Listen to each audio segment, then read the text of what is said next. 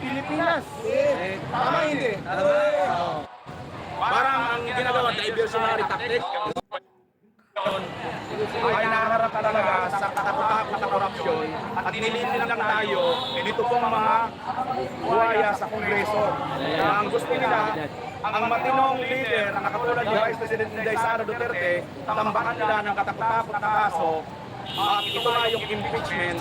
Ang kakapal ng mga mukha nila, ang nagsasampa kay Inday Sara, eh yung mga tao pa na mga convicted criminal at mga lining pa ng mga MPA. Di ba? Actually, ginawa nilang laman si VP Sara para makalimutan ang problema ng Pilipinas. Tama hindi?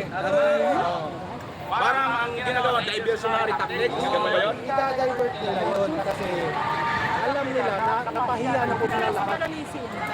Napahiya na sila lahat eh. Yung flood control projects hindi iniimbestigahan. Sobrang laki yun, 400 billion pesos. Samantalang yung million naman ni VP Sara na 125 million, na yun ay nakabudget lang yun. Kaya nga 125 million. Saan ka pa makakakita ng government official na mangungurakot ng million naman? Ang production pa ngayon is